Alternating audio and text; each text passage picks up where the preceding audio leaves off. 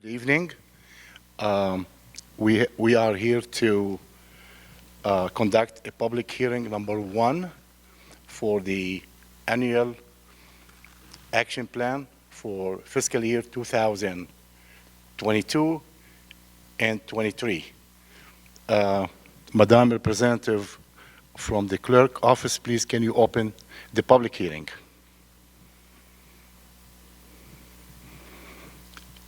She heard me. Public hearing is open.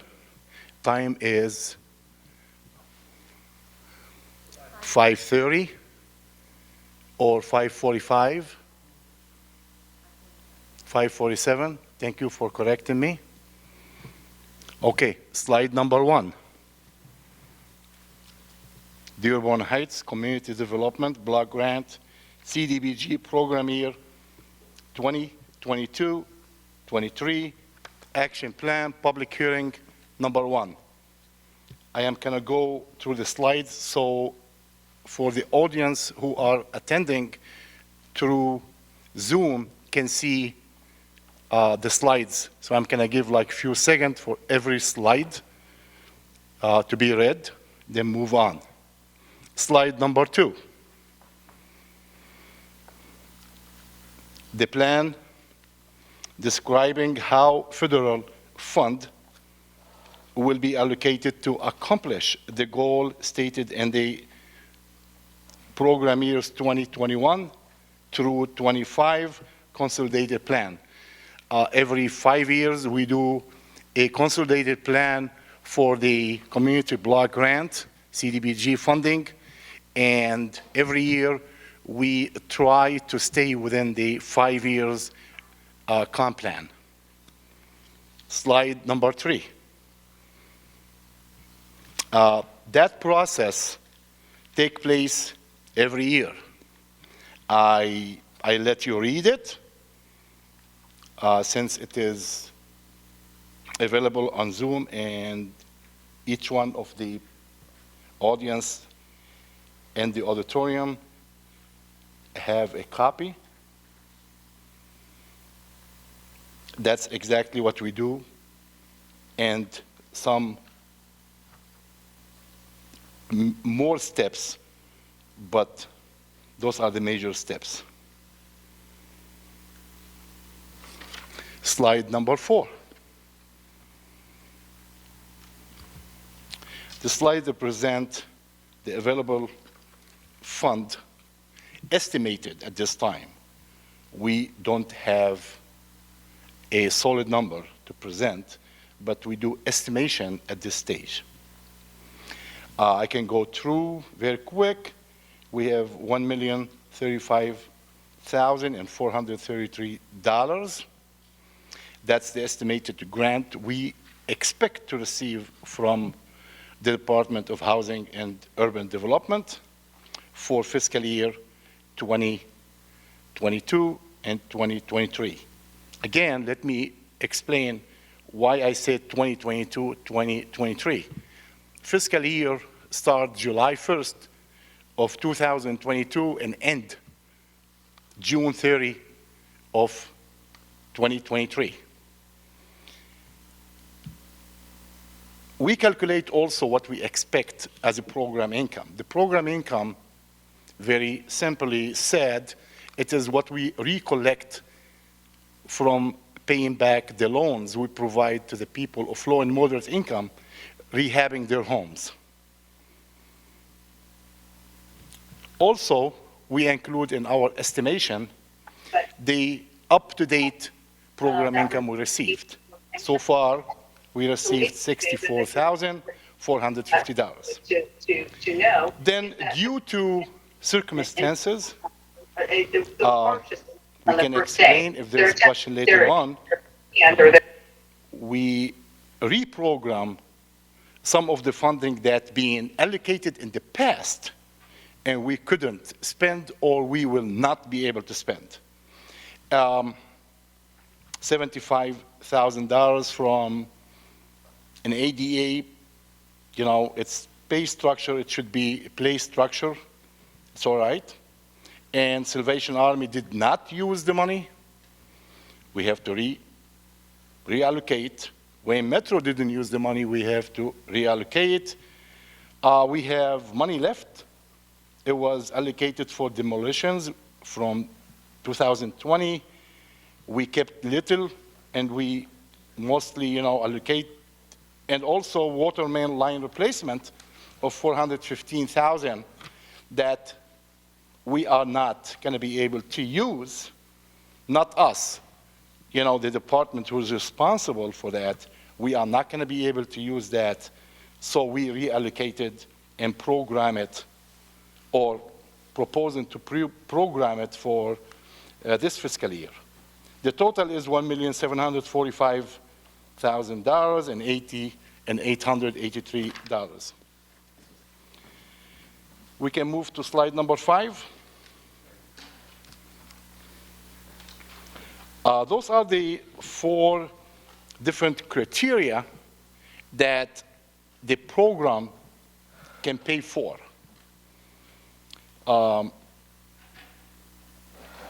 We call them, first one, we call them limited clientele, such as senior citizens, disabled people, whether they are mobility, disability, or other disabilities.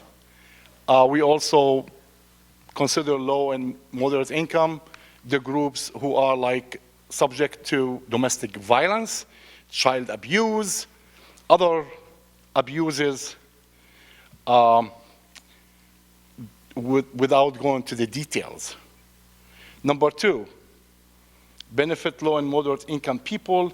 Those are based on areas. If you are in an area where designated in Dearborn Heights as a low and moderate income, those areas are based on 51% of that particular area, or what we call, census tract, that the population of that particular tract, based on 2020,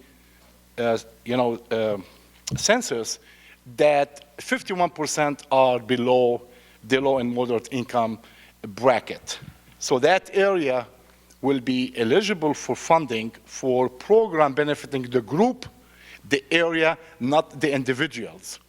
So this is based on the area, such as if we want to develop a public project in that area, like water main line, or we want to sponsor a street repair, that particular area, as long as it serves 51% of the population as a service area, we will be able to fund.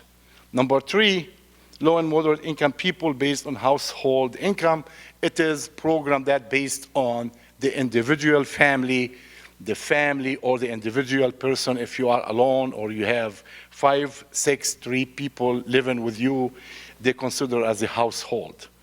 That particular household, family, whatever you want to call it, they will be eligible for funding, such as if you are applying for repairing your home. That's how we qualify you, based on that. So you will receive a loan with no interest and no payment until you sell your house, or the house being transferred to a different name, or if you rent your house and vacate the house. So that particular loan will be payable immediately to go back, and we call it program income. And we reprogram that again to serve the people. And those particular program income, just want to concentrate on that, a particular aspect. Those particular program income which received back from the rehab loans, they are designated only to be used to rehab other homes. And the last one of the criteria for eligibility will be prevent or eliminate slum and blight. If there is an area in the city where it is designated through a program we call Slum and Blight, which is based on a criteria set by the state of Michigan, need a legislative approval from the city council, we can designate an area to receive funding, not based on the 3 previous criteria, but this is a unique criteria, and that will be only limited to 30% of the program that we are, usually we use 3 years average, and that's where we can use, prevention of or elimination of slum and blight. We move to slide number 6. I know it's very condensed, but I think it's in color. Everybody can see those, the area in blue, those are the area or the track or the blocks in Dearborn Heights that the population are the lowest 25 percentile of the total census tract in the city. Meaning if we have 50 census tract in the city, 25% of those, the lowest, will be designated as low and moderate income area. That doesn't mean they are 51% or more per se. They will be actually the lowest on that particular list, which we call 25 percentile. The city doesn't have, like other cities, the whole city qualify under the 51%. If the whole city fall under 51% or below that threshold as low and moderate income. Dearborn Heights does not qualify under that formula, so we go with the percentile, which is 25% of the census tract in the city. The lowest income qualify. That's where you see the blue. And if you need more details or to know whether your area is in that particular one, you can call our office, 313-791-3500, and we can invite you and we can show you how to locate your home. Slide number 7. We have 3 categories of funding through the action plan. The first one is planning and administration. As you see, there is a calculation formula we use, unique, approved by HUD. We use the estimated allocation, which is $1,035,433, plus the estimated program income, which is $100,000.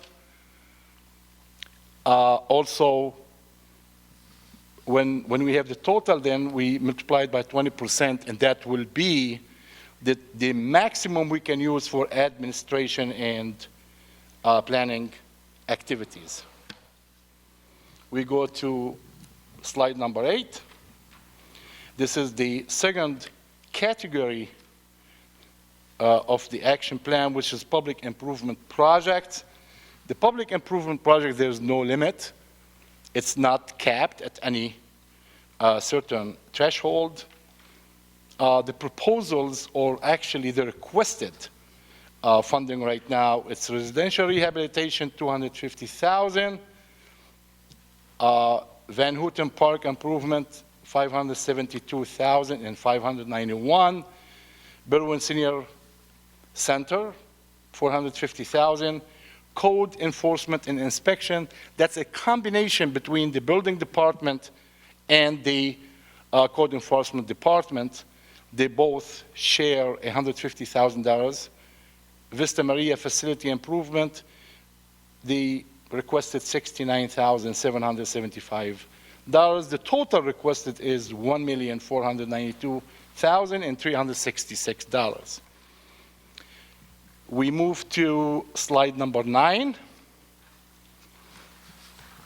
which is the third category of the activities that the action plan is based on, which is the public service programs.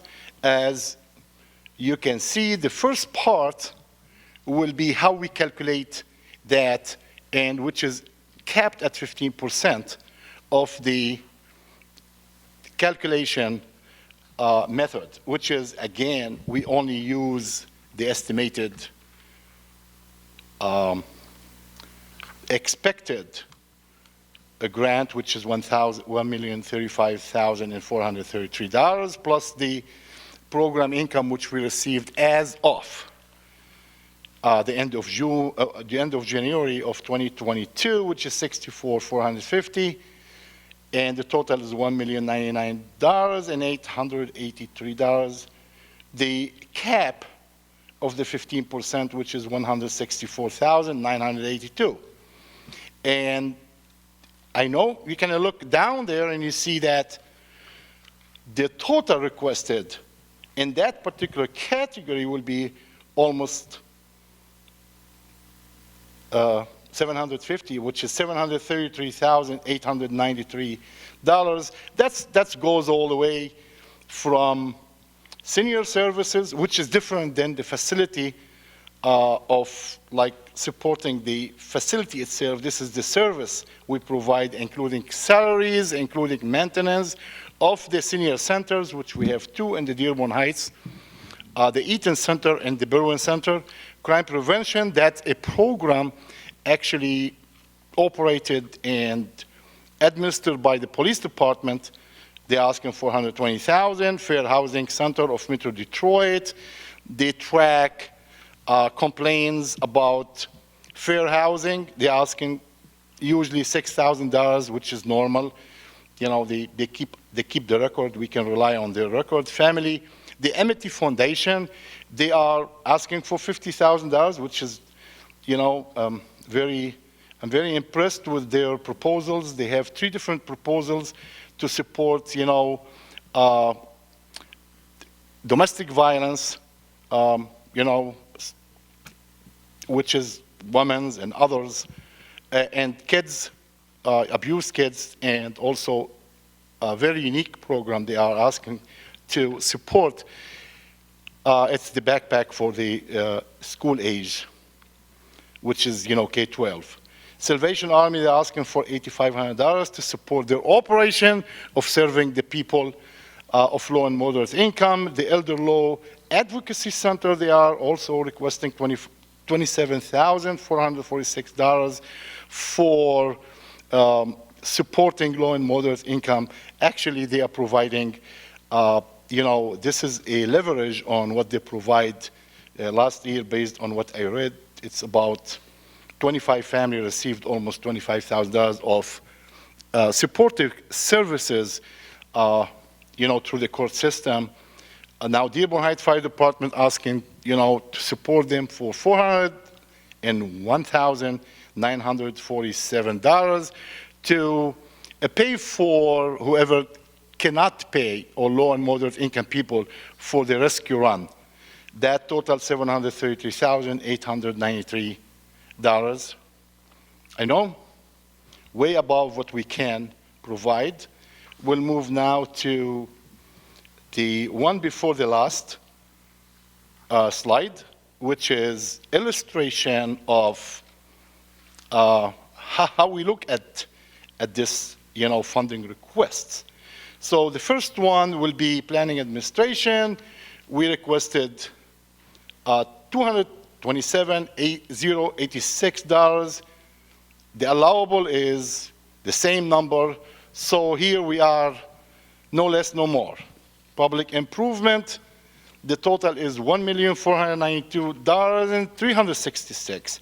The allowable will be $1,353,815.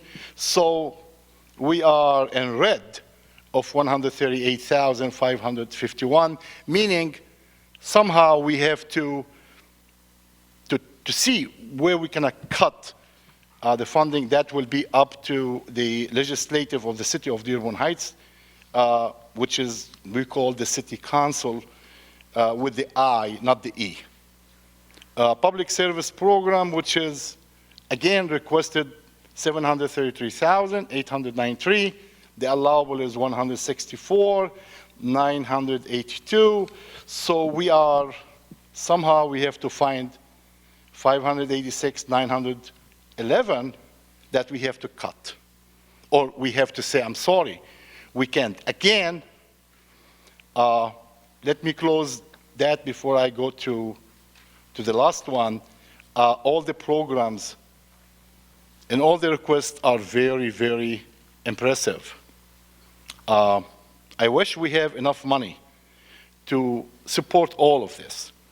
That's why we present this in public manner, so we can hear, comment, questions.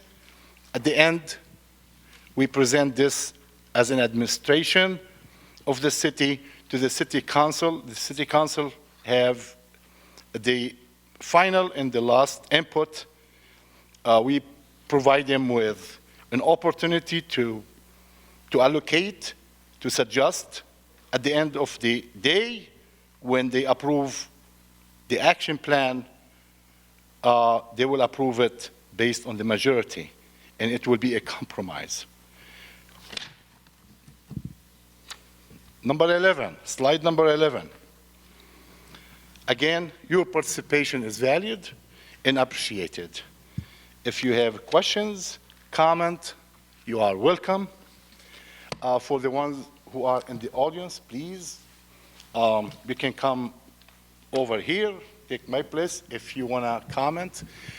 For the presenters who are actually requested funding, if you really wanted to talk about this particular program you have, I'm going to give you time to talk about. Please, limit it to maybe, if you can, 3 minutes. But if we don't have a lot, we have a limited time. So do you like to do a presentation first by your agency? Then we'll go to questions after that. I say yes. So please raise your hand so I can recognize you to come to the podium and talk about your request. I see 2 hands. Director Lauren Sell. She is the director of the Park and Recreation of the city of Dearborn Heights. She did actually put a few requests, very interesting.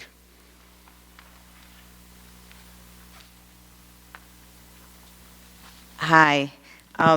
We've actually got a few, like Hassan said, on the budget for the 22-23 budget year. The big thing is our Van Houten Park improvements, and we're looking to redo basically the whole park because it's in really bad shape. We need our parking lot improved.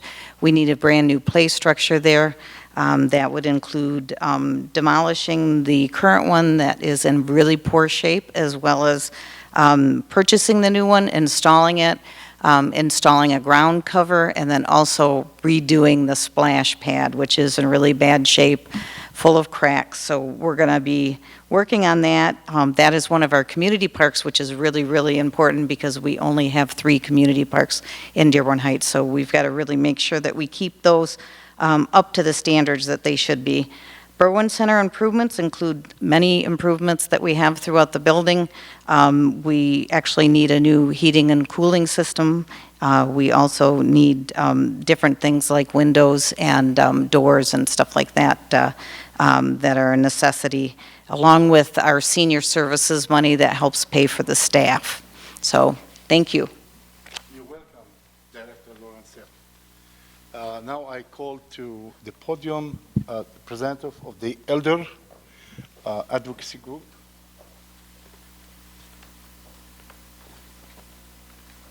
Hi, good evening. Thank you. My name is Erin Peets. I'm the grant manager at the Elder Law and Advocacy Center. We're located in Redford, just down the street, actually. I actually drive past the school when on my way home. Anyway, so what we do already in the community is we provide legal services for free for older adults that are 60 years old and older. So we already are providing that service to your community. So, and that is available now. We get funded through the Senior Alliance to do that. What we were proposing was to open up, right now we're limited by the people that we can serve by the age. And what we would like to do is to be able to serve those in the community that are low to moderate income without restricting age. And that's the biggest thing, is to be able to provide that advice and consultations. Maybe not just the advice, because even if you were to call the State Bar of Michigan for a referral, that actually costs money. And I know that if you're low income, you may not even be able to afford the $25 that goes with that advice. So that's what we're proposing, is to service that. We're also, we have a program that we have recently created that is for Caregiver Navigation. And what that is that we are having, helping caregivers in the community, which has become a big problem since the pandemic. And so we've developed this program to not only assist with legal issues and legal advice for caregivers and their care recipients, but we've also devised resources, like a resources booklet and programming that is directly related to their caregiving needs, whether it's for reducing costs in your utilities, or if trying to stay in the home, and what kinds of things do they need to do in order to get their finances straight. We have some partnerships that we utilize as well with the SAFE program. We have a lot of community partnerships that we can refer to, and we put this all together for the caregiver. And it's easy to access and to ask us questions. Like I said, we're right down the road. So I'm trying to think if anybody has any questions, feel free to ask any. But really, that's what we're trying to do, is we just want to make sure that our communities in and around Wayne County have that opportunity to get that advice. So, and I know things are stretched tight these days, for especially with those that are low to moderate income. So, does anybody have any questions? And if yes, There's somebody behind you. okay, They're going to present. okay, thank you. Thank you very much.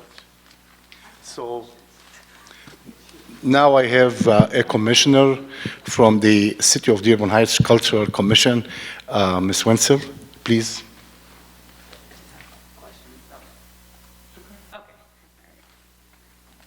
So I don't know if this operates like city council or not, but I have tons of questions on this. My name's Leslie Winless. I live on Annapolis Street in Dearborn Heights, Michigan. I first want to talk about the advertising of the meeting today. One of the things that's a requirement of this grant is to ask for, is to promote citizen participation in low and moderate income residents. Based on your map and just common knowledge of the city, your low and moderate income residents are on the south end of Dearborn Heights. This meeting is on the north end of Dearborn Heights. It's at 5:45, and I actually had to get off work early to even come here, to be here today. So I'm not sure how exactly this is encouraging citizen participation. And additionally, it seems like the proposed budget already is planned out on where the funds are supposed to go without citizen participation. Another component of it is to get the input and feedback from non-English speaking residents. Nothing that I can find on this meeting was translated out of English, so I'm not sure how somebody who doesn't speak English would know about this or know to come here and give their feedback on what programs they want to see. The next thing is the proposed projects. From what I could tell, no offense to Van Holten Park, I'm sure it needs work, but it's on the north end. The Burwin Center is on the north end. Vista Maria is on the north end. You're receiving this funding because of low and moderate income people who are on your green map. Is on Van Born, which is the south end of Dearborn Heights, and it's also the squiggly lines where all the flooding is happening. I'm really surprised that we're not using this funding to, one, support our own organizations that are already in the city of Dearborn Heights doing work, but two, to address some of the flooding issues, like changing some of the pavements to permanent pavements. Like, why aren't we using the money to upgrade the south end and the flood areas? Since we always say we don't have money, now we have this grant funding, and it's not even an option on any of the things that are listed here. The next thing is on this plan, and I have a ton of questions, so I don't know if you want me to go last or not, but stop right here? Okay, I still got more. So you can submit that if you like later on to our office in writing, so Oh. we know and we include them in our participation, like as part of what we look into improve or maybe to accommodate, like, they don't speak in, English a little bit. Okay. Remember, this is only first public hearing. and Okay. It's only to present what we being requested from. Okay, got it then. It's not like presenting. Okay, it felt a little definitive. Okay, good. I'm glad to hear that then. I'll retract a little bit of that, but not all of it. The next thing is for the requested funding. For the people who are not based in the city of Dearborn Heights, is there any requirement for them to use the funding that they're receiving from Dearborn Heights for Dearborn Heights residents? And then I'd also like to see some of this funding that is, instead of going to businesses that are outside of the city of Dearborn Heights, somehow allocated for the commissions and the other organizations that are in our city that do a lot of this work around awareness and domestic violence and elderly abuse and all of that stuff. We already have some amazing people that do that work. So I'd like to see a little bit of this funding stay in-house instead of being contracted out, because some of it seems like a little bit of double dipping. Because for the police and fire department, the programs that you mentioned, I remember you also saying they were using the budgeted amount in the budget meeting for those things. So they need this and the budgeted money for the same initiatives? But thank you. Those are all my questions. Very quick to comment. Very good question. Thank you, Commissioner. The amount and the requested funding by agencies are only for the resident of Dearborn Heights. So they are not for outside Dearborn Heights. They must be part of Dearborn Heights. And the low and moderate income area are scattered around the city, so it's not, in particular South End or North End. At the same time, in the south end of the city, we have the Tifa area. Also, they put some funding, and we work with them in some programs, west of Telegraph, north of Van Born. In terms of pavement, it's very limited amount of money to put in pavement. We tried one time to do, replacement of sidewalk way back, and we still have that program, so anybody who wanted to upgrade their sidewalks, or if they want to have a loan, they are welcome to come through the rehab program, and we can provide that money, no interest and no payments.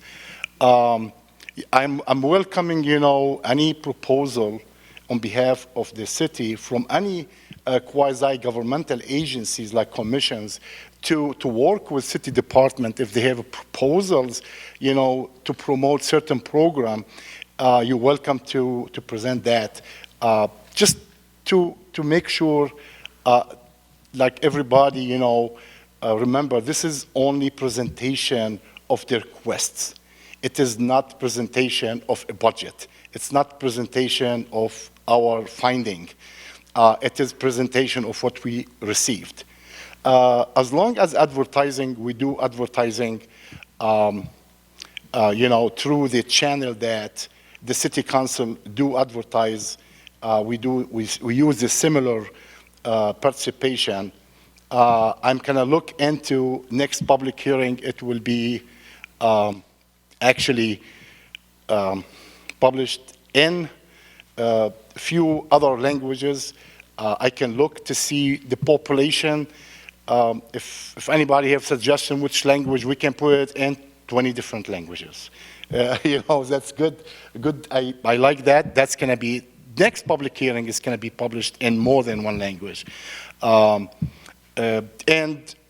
we are going to put it everywhere, like, in terms of South Dearborn Heights, North Dearborn Heights, I am blind geographically to the city.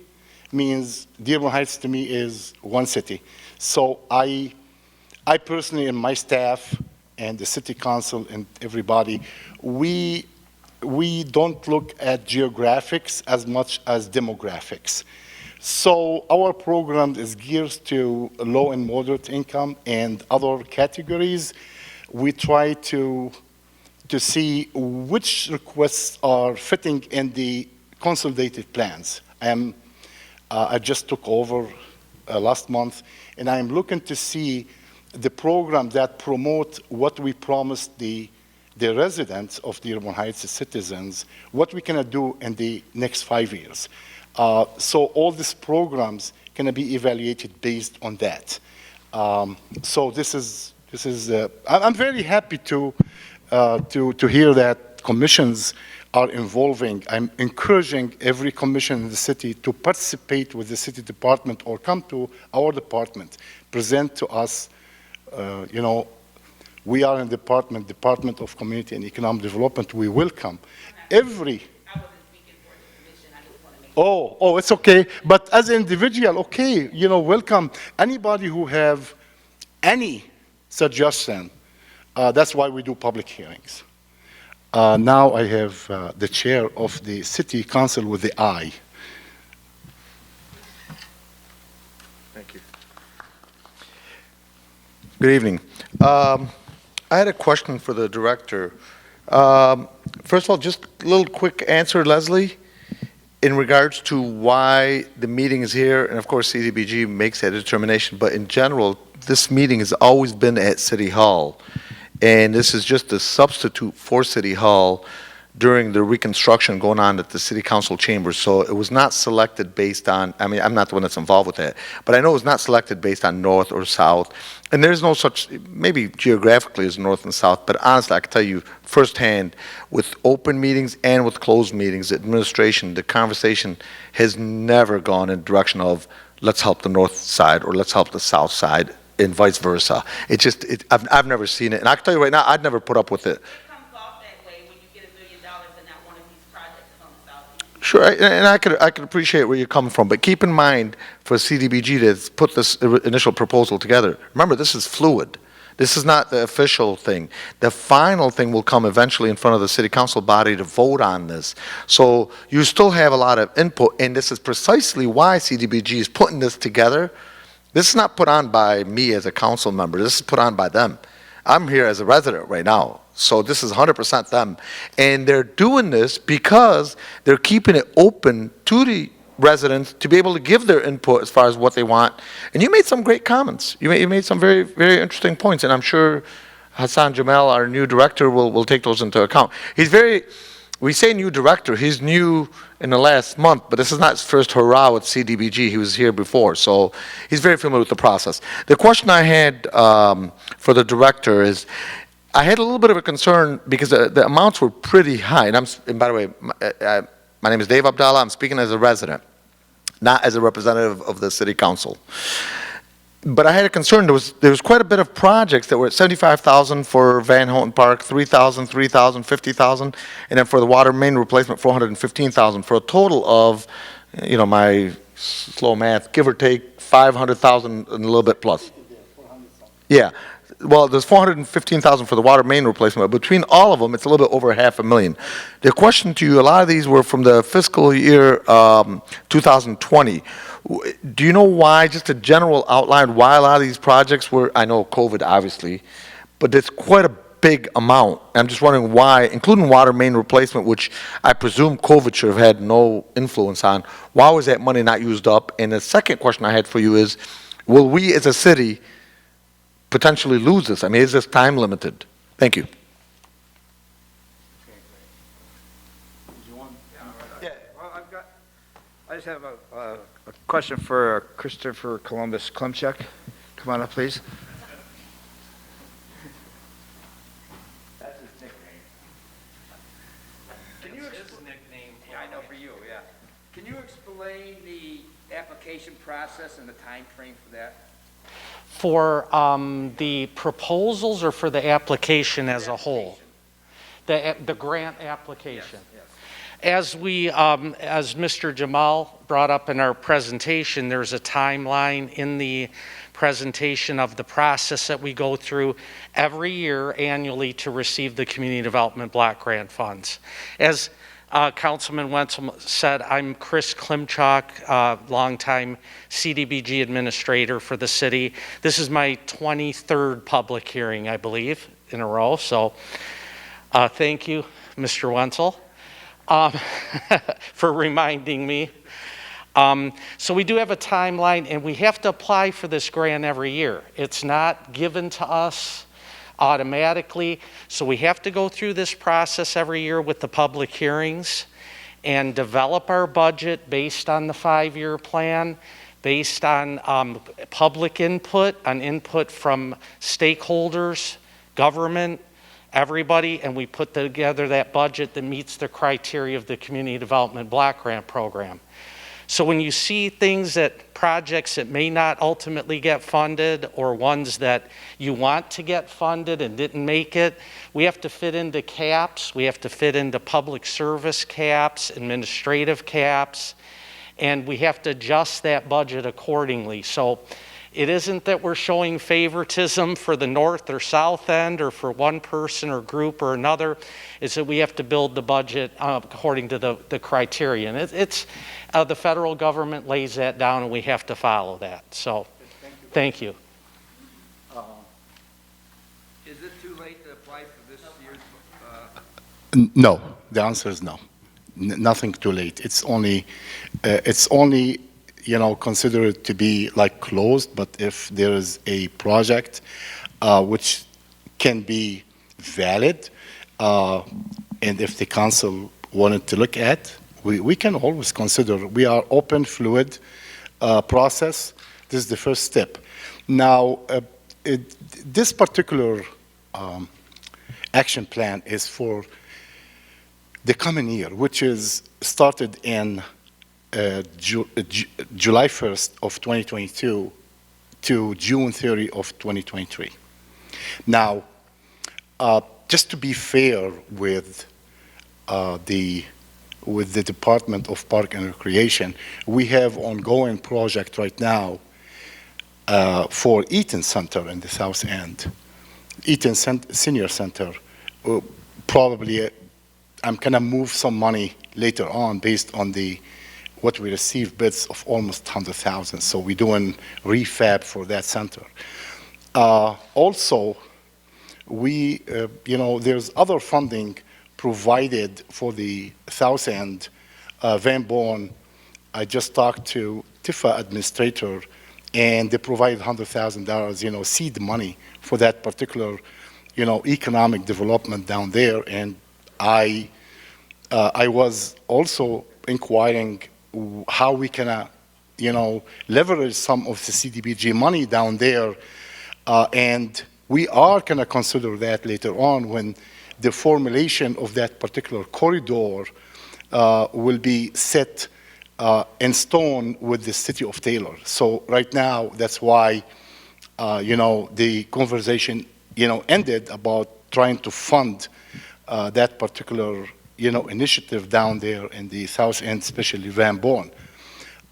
There's other programs like FEMA. We going, through the process with the state, other than CDBG, and supporting the families of the flood area. The flooding,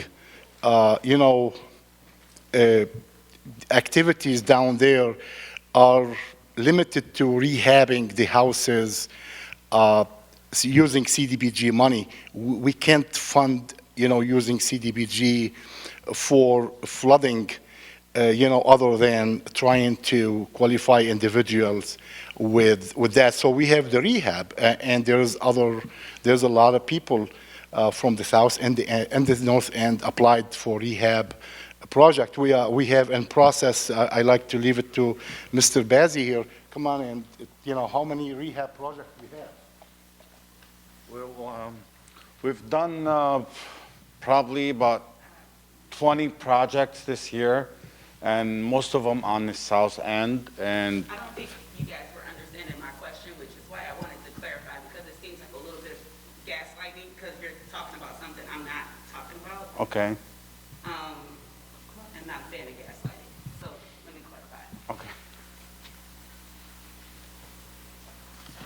So I just wanted to clarify where I was going with this. So as I listened to the presentation, my takeaway was the way you're able to apply for these funds is with low and moderate income residents. You then produced a map which has green, or some people may see it as blue. I heard you say blue, so whatever, let's say turquoise in the middle. These colors are supposed to indicate where your low and moderate income residents are. I didn't draw this map, so I don't need anyone to clarify it for me. The green, the dark green areas are along Van Born. The north end is yellow, and based on this map, it says the yellow areas are non-low and moderate income blocks. So my question is, if you got the $1 million based on the residents that live in the green areas, then why are none of your projects in those areas to develop those areas? That's question number one. Up there, there's the other part of the city is also up there. So the area you are indicating, it's not that only area. So if you go. I know, Van Horn Park is not in this green area. Yes or no? The green area up there. Where? It's a part of the city also. That. Right here? No, that area. That's also. This part says of the City of Garden City. No, this is Dearborn Heights. This one is Dearborn Heights. Over here is Dearborn Heights. That says Westland. But anyway, No, okay. It's that particular map. So then the next question was, is if your low and moderate income residents live in these green areas, then why isn't the meeting for the public forum in one of these green shaded areas? I understand why city council's here. I'm asking why this particular meeting was held here instead of in the green area. Low and moderate, can I finish or do you want to talk? Go ahead, I'm sorry, I apologize. Okay. Then, if we're talking about low and moderate income residents who suffer from domestic violence and transportation issues, wouldn't we want to make it more convenient for them to attend these public hearings? So we wouldn't want to do them when they're just now getting off work, even though it's convenient for city council to have the meeting right before city council. We would want to do it in enough time for those of us who get off at 6:30 to make it here at 7. Then we would want to do it in areas where people have the ability to get to them, because we're assuming they have transportation issues since they're low and moderate income, or we should be. Those were my questions. None of the things you guys said after addressed either one of those. If we can put slide number 6, please, on the Zoom meeting. Okay, slide number 6. Slide number 6 indicate the city of Dearborn Heights attached between the north and the south, attached with a small strip being bought from the city of Inkster in the past to connect both the city of north and the south. If we look at the portion of the north end of the city of Dearborn Heights, we see that actually I'm not sure if this area here where we are, it's part of the green area.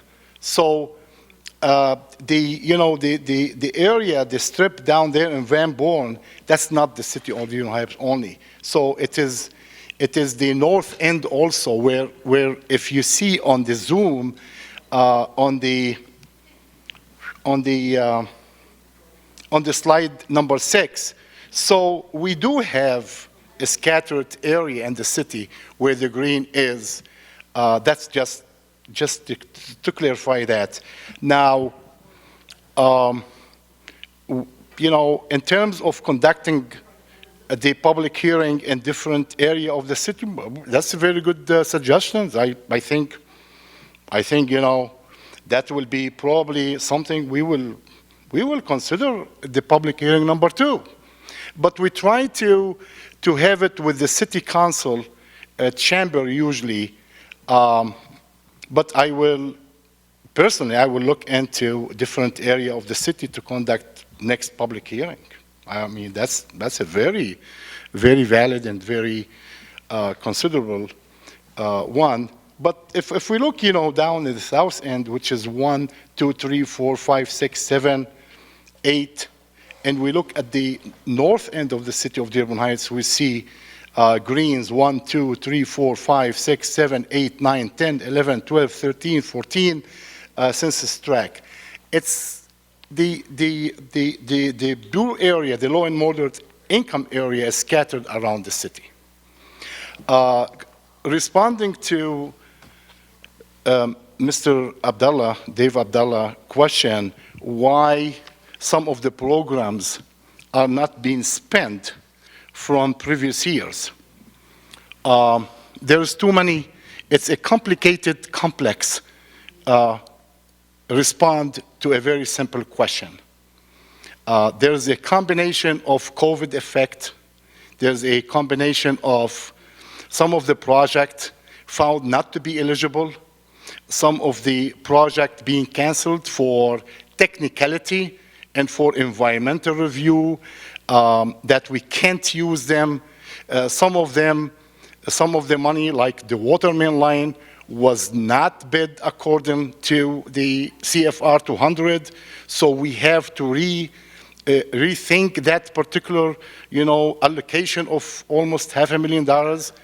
That's why we reallocated that particular money so we can use that ASAP in different, in different programming for next year. But if any from the audience or from the Zoom audience would like to present questions that you can't present now, you are welcome. You can do that in writing, you can do that verbally or by calling.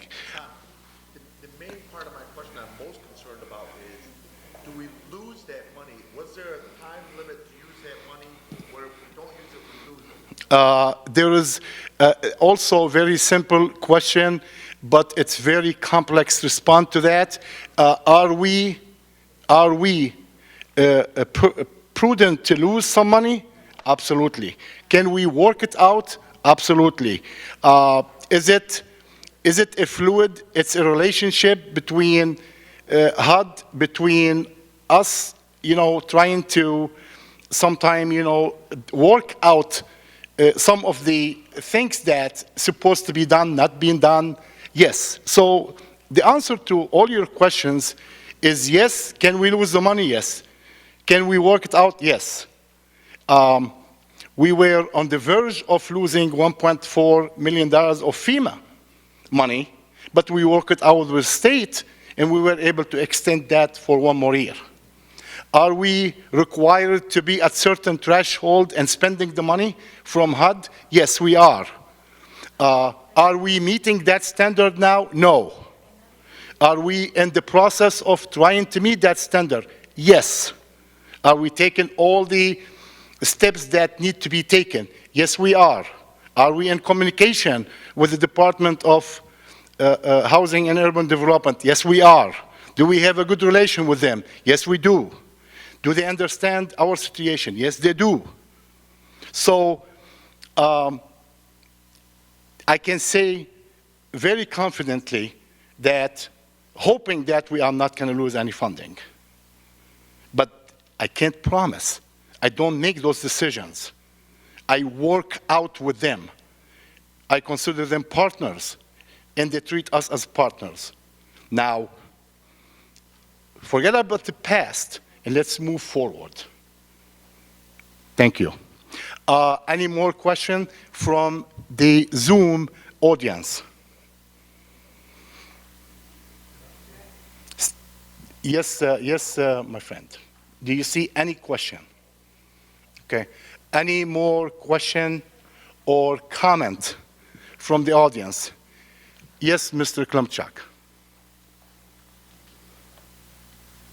Yeah, I just wanted to remind and illuminate on a question from Ms. Windlass earlier regarding our public notice for all of our public hearings include a stipulation that any non-English speaking individuals and persons with disabilities, they're always willing to contact us with reasonable notice. But we provide that in our notices, okay, understood. And we've always done that, so to exercise that so that people of all in low mod income and everybody to participate in our public hearings. So I just wanted to say that that is in our public notices, but the point is taken. Thank you. Two questions? I have two people in for question. First one is C. Hatton. C. Hatton. Asked to unmute. Okay, you go ahead. Hi, Mr. Jamal. Carrie Hatton from the Crime Prevention Bureau. I just had a quick question for you in regards to the breakdown for the money that's going to be allocated for the public service programs. In regards to it, how are you going to have somewhere down the line a breakdown as to how that money is going to be split up between the fire department and police department? So you are referring to slide number 9, correct? Correct. Okay, and the question is how we are gonna evaluate the requests? Yeah, just in regards to the public service programs, you have so much requested and so much allowable. Yes, I know the fire department's asking for a certain amount, and myself through crime prevention is asking for a certain amount. Yes. Through the police department. I just wondered if you're going to have a breakdown somewhere down the road. I'm sure you don't right now, but before the grant is issued, if you're going to have a breakdown as to what monies are going to go to what funds. yeah, absolutely. As I said, this particular public hearing into here concern and questions, as you stated, to present only what we being requested to put out for public hearing. The process of evaluating and actually presenting to the city council to evaluate and, allocate. I mean, it's the legislative who are going to be allocating the funding based on the priority of the city. Is the city gonna keep the funding inside the city? The city is gonna fund agency out there. At the same time, I will look, and my staff will look into to try to see the mandate or what we are required to accommodate within the 5 years comp plan, which was done, a couple years ago. So all these are factors in the final decision, which one can receive how much. So at the end of the day, as I said, legislative bodies are the final decision makers, based on what they hear, based on the public participation, based on our evaluation, based on also the accommodation of the consolidated 5 years plan. So all these factors are considered to be. First of all, and before anything else, is the program eligible? How you are gonna, present the reporting, how you are gonna document, because we need to document the programs. We need to make sure the programs are documented. We wanna see that you have a progress in reporting, progress in spending. Spending the money is very important for us, very important. It's not only for us, it's also for the regional office of the Department of Housing. It is important for the Congress, because if you have money out there and you're not spending that, that's not good. Right. So all these factors taken in consideration. I am very happy to see that too many organizations are actually looking into funding. I will try to work with my staff to see maybe we can find a different route of funding. Maybe we can ask the state for more funding so we can accommodate some of those programs. Okay, thank you so much. You're welcome. You said there's another question. Hi, this is Steve Tomkoviak from the Fair Housing Center. Is it okay if I speak up? You go ahead, Steve. All right, thank you so much.